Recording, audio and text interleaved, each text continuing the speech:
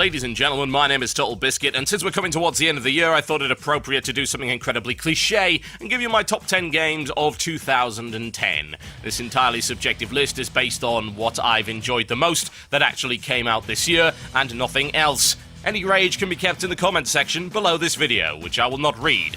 Actually, I might read it and mock it. That works too.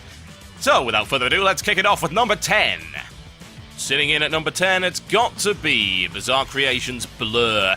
Why would I choose Blur? Well, I had a lot of fun with Blur this year, particularly because it's one of the only games that came out this year that supports LAN play for 20 players. So when I went down to the Strat LAN this year, we played probably more Blur than anything else, really. An absolutely fantastic Mario Kart-style racing game. Some people accurately described it as Wipeout Zero, and I would kind of agree with that. It's real-world cars with not-so-real power-ups. A lot of speed in there, a lot of nonsense. The single player is pretty good as well. Big fan of it. Crash physics are absolutely fantastic.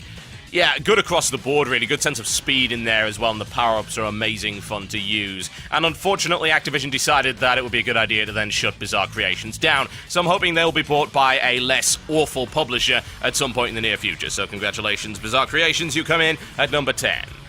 At number 9, it's another Activision game, this one, Transformers War for Cybertron. This has got to be the biggest surprise of this year simply because it was a licensed game that didn't suck. It is really, really good for what it is. It's got a, give or take, about 8-hour campaign with a 3-player co-op mode, which was great fun to play, as well as a surprisingly robust multiplayer mode that takes a few elements from Call of Duty. It also has unbelievable graphics when it comes to representing a really great Transformers world. It's the Transformers game people were waiting for, and I didn't really like Transformers all that much when I was a kid. I just wasn't into it. I watched more of Thundercats and Stingray and Thunderbird and stuff like that. But hey, whatever the case, I loved it. I think this game was absolutely unbelievable, and it could have been so bad. I think that's the thing that really gets me. It could have been awful, absolutely terrible in every possible respect, but they managed to make it great. And there are very few complaints about it, honestly, really are. From sound design to voice acting, through to graphical design, the length of the levels, the variety in the levels, and of course the solid nature of the multiplayer. It is a good all-round package, no doubt about that. So that sits there at number 9. Coming at number 8, it's Relics Expandalone. That's a horrible word, isn't it? But we'll call it that anyway. Yes, it's an Expandalone, folks. It's called Chaos Rising, and it was the expansion for Dawn of War 2. The reason I like this is it focused on what made Dawn of War 2 good in the first place, which was the fact that it had an expansive and enjoyable single-player campaign with replayability. It introduced an element of chaotic corruption, which I really enjoyed, put a lot more variety into the squads you had available and the gear you had at your disposal, had a really great storyline. It stuck to the 40k lore very well, and of course it introduced my favorite faction, that of Chaos. I think the only thing that could have made it any better was the use of Tzeentchian stuff as opposed to Khorne and Nurgle, which I'm not quite a fan of in comparison to the wonderful Changer of Ways. Yes, just as planned. Here's hoping they don't screw up Retribution. Oh god, please, please don't.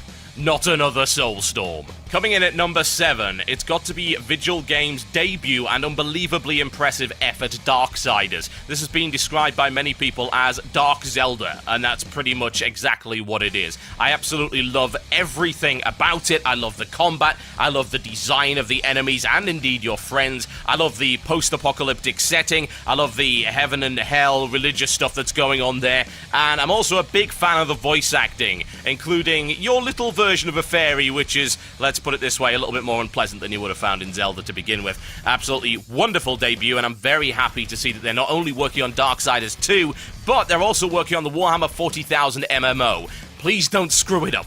Please don't screw it up. Number 7, folks, it's Darksiders.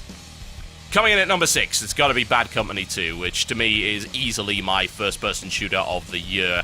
Absolutely awesome experience. And I do mean experience as well, because that's exactly what Bad Company 2 is. It is a feast for the eyes, it's a feast for the ears, and finally, in a multiplayer first-person shooter, we have a reliable system whereby I can blow a big gaping hole in the wall of that building that the stupid camping sniper's hanging out in. It is awesome. I love that. I will never get tired of proper destructible terrain like that, and DICE did an absolutely stellar job in creating what is, to me, easily the PC shooter of the year.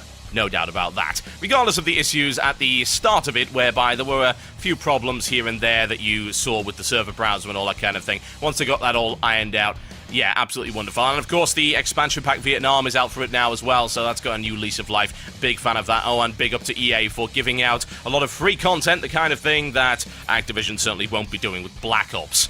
Riding into town at number 5, it's got to be Red Dead Redemption, which surprised the hell out of me, honestly, in terms of what I was expecting from the Rockstar development team. I've never been too big into GTA. Indeed, the last Grand Theft Auto game I enjoyed properly was probably Vice City, the original. This game just... There's such a maturity in storytelling, there's such an expansive world, there's always something to do, you could just ride through the desert and you'll find new things.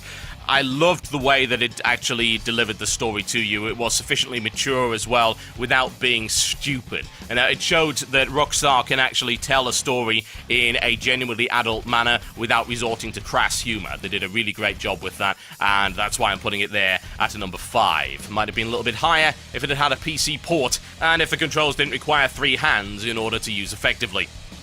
Coming in at number 4, BioWare's masterpiece, one might say. Mass Effect 2 came in earlier this year, and it was impressive. There's no doubt about that. A gripping story that kept me in from start to finish. Redone combat mechanics, which I absolutely adored, as well as a variety of different endings, of course, depending on how well you did. And I love that. I love being rewarded for paying a lot of attention to detail and going OCD and making sure that I get everything and everyone is loyal and all that good stuff. So yeah, big fan of that. Absolutely massive fan of it. And the way that they linked it to the first game was even better. Kept my save file, put it in, and hey presto, hey, there's that guy I saved. Hey, there's all these different references. Yeah, a masterpiece in storytelling for video games, there's no doubt about that. And it did help that it looked absolutely bloody gorgeous.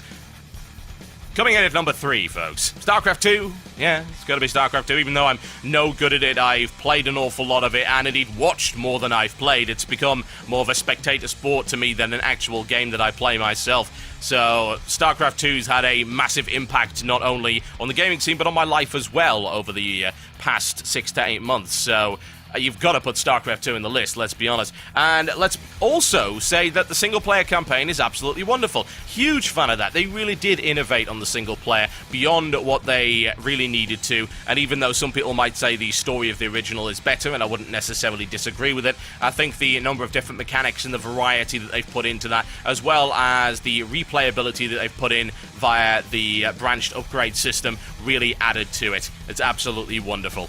Coming in at number 2, it's Demon's Souls, and yes, it does count because it only came out this year in Europe, and a massive delay for whatever reason. They at least released a better version called the Black Phantom Edition, which I'm a proud owner of.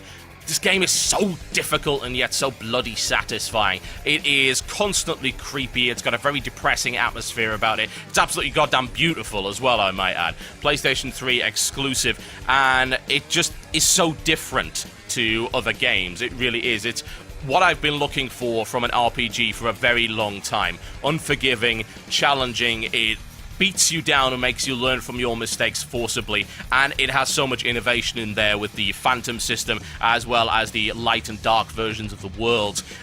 Unbelievable, really. You owe it to yourself to throw at least one controller against the wall in pursuit of happiness with this particular title. And coming in at number 1, it's got to be Bayonetta. There's no question about it. This game to me represents absolute and total perfection in the art of spectacle fighting. And by spectacle fighters, the term coined by the one and only Yahtzee, of course, I'm talking about overly flashy third-person brawlers. And it just... I cannot say anything bad about this game. It's because there isn't anything. The combat is perfect, unbelievably fluid, graphically astonishing, such variety in terms of attacks and combos available, and the actual graphic design of the game and the enemies that you come up with are so totally original, bizarre, and weird. And that game just makes me grin almost every time I play it. If I do something awesome or one of the cutscenes does something funny or whatever, I'm grinning like an idiot the entire way through. It's perfection in design, It's perfection in terms of the responsiveness of the controls. It gets rid of all of that unnecessary stuff that you really don't want out of a spectacle fighter. Yes, I'm looking at you, God of War, who puts in those stupid puzzles and the clumsy platforming. All of that's gone. It's just smooth, slick, and fun the entire way through. And once again, it's one of those games where you strive in pursuit of perfection simply because it's enjoyable to do so. Unbelievable effort from Platinum Games, that one. And if you're going to play it only on 360, because if there is one gripe, it's that the PS3 port isn't quite as good as the 360 version. It is slower, it doesn't look quite as awesome. But yeah, it is an example of Platinum Games doing what they do best. They used to be Clover Studios, and they produced great games like God Hand and Okami. Now they're Platinum Games. They make great stuff like Mad World, Vanquish, and Bayonetta. They just don't make bad games. They are an unbelievable company. I wish them every success in the future, and that is, of course, why Bayonetta is sitting firmly as my favorite game of 2010. There you go, folks. My name's been Total Biscuit, and has been my list of top 10 games for 2010, and I will see you next time.